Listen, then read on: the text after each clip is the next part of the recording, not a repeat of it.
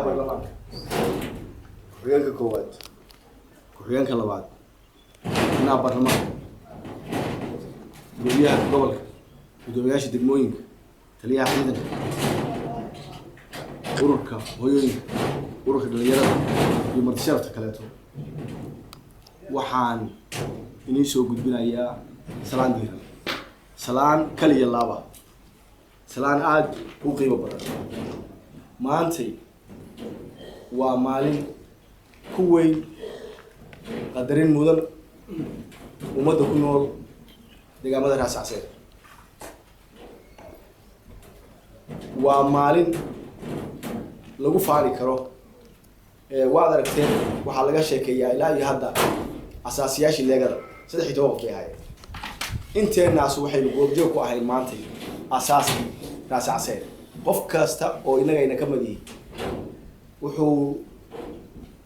markastaba uu sheegayaa inuu ahaa asaasiyaashii uu ka mid ahaa asaasiyaashii dowlad goboleedka Raas Caseer taasuna waa wax taariikhi ah oo qofka taariikhda uu ku dari karo uu goobjoog ka ahaa asaaskii Raas Caseer waxay ku asaasantay waxa la yiraahdo markii la taagay golihii xeer dejinta ama golihii xildhibaanada baarlamaanka waxa yar inta sheekeeyo waxay ku timi dowladda waxay ku timi bishii labaad ee sanadkan iyo sanadkii hore bishii tobnaad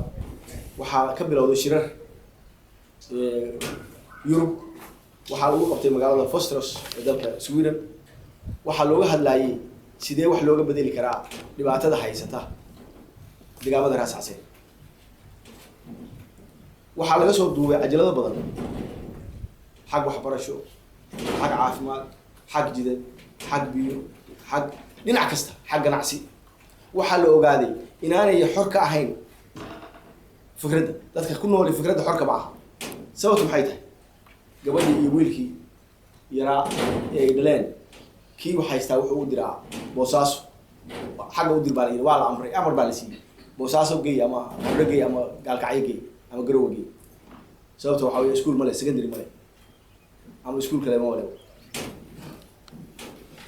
hal qof oo barkado kii kale to qasab ay ku noqotay inuu ama xiji u diro ama badda u diro marka fikradda xorka miyay ka nahay maya fikradda xorka waa way heli karnaa inay intii isu tago la yiraahdo maxaa halka u aadaya iskuul Soomaaliyeed dhisano toban ay iska qaadno $20 iska qaadno xiji baynu haysanaa kalluun baynu haysanaa xabkaynu haysanaa beeraynu haysanaa ganacsatada waaweyn baa joogto iskuulada fungareyn karta oo iyagu dhaqaale gelin kara taas macnaheedu waxa weeye xorka ma aynaan ahayn fikir ma fikri karin tan kaleeto xorka ma ahayn waxa la yiraahdo ganacsi dadka lubaanta adduunka ugu qaalisan baynu haysanaa kalluunka ugu badan baynu haysanaa xeebta hadaynu dib u noqono ilaa iyo qandaraagteedii ilaa iyo hurdiye xeebta waxa iska Raas Caseer dadka jooga iska leh kalluunka ugu badan baa la guraa xagee la geeyaa Yemen baa la geeyaa dooniyuhu saddex bari ka bacdi Yemen bay aadeen ma u malaynaysan lacagta ay qabtaan waa wax fawlaan iskuul iyo isbitaal iyo jid iyo ma dhisi waayo waxa la yiri marka ganacsi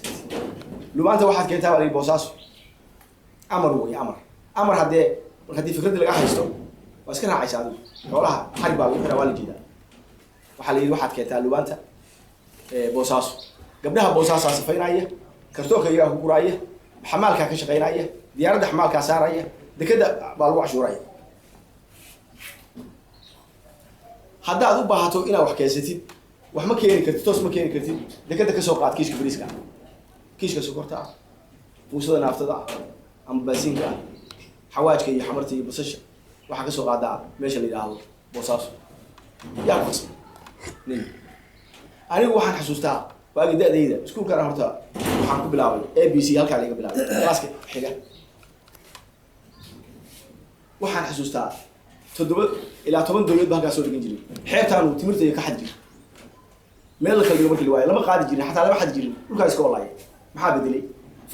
fikradda la ka qabsaday fikradda markii la qabsaday waa la guur waa la raray taas waxa weeye ganacsiga xorka mani tan ugu dambaysa ganacsiga siyaasadda xorka mani waad ogtihiin siyaasadda meesha kaga jirto dadka raas casayr yaa cid kasta ha u dhawto cid kasta ha u dhasho yaa dowladda dhexe ku jira no qofna wax raas casayr oo ku dhashay oo dowladda dhexe ku jira ma jira Puntland wax raas casayr reer raas casayr oo jaga fiican ka haya ma jira wasiir baynu la wasiirka ana ugu horeeyo iyadoo horeey ma qaani ganacsiga leeyahay weel maran bay hataa kursi ma lahayn ilaahay ka sareey kursi ma lahayn soo maahay haddana wixii ka dambeeyay waraabka iyo waalgay waraabku wuxuu aaminaan jirin ma jirto iyo beero waxas yaa in ku khasbo من لا يسوق خسر معيد باي نقول خسر زين نقول خسر لا يسوق خسر waxay marka shirkaas loo qabtay oo isla gartay dhibaatada maadaama ay haysato oo ayna fikirka xorka ahayn oo ganacsiga xorka ahayn oo siyaasadda xorka ahayn inaynu bal dadkeena u tagno guddi waxa la soo diray xaq raadina oo dhowr qof ah oo mutacalimiina mid biyaha ku takhasusay mid ganacsiga ku takhasusay mid dhaqaalaha ku takhasusay waxbaa la qoray shirweyna la isugu tagay waxbaa la soo saaray waxay noqotay wixii la sheegayay oo dhibaatada dhacday mas'uulkeeda inuu maamulku ahaa maamulka Puntland kii hore iyo kii dambe iyo kii kan ugu dambeeyay kii dhexe kullu mas'uul bay kaayeen 2003 baa la geeyay warqadda ah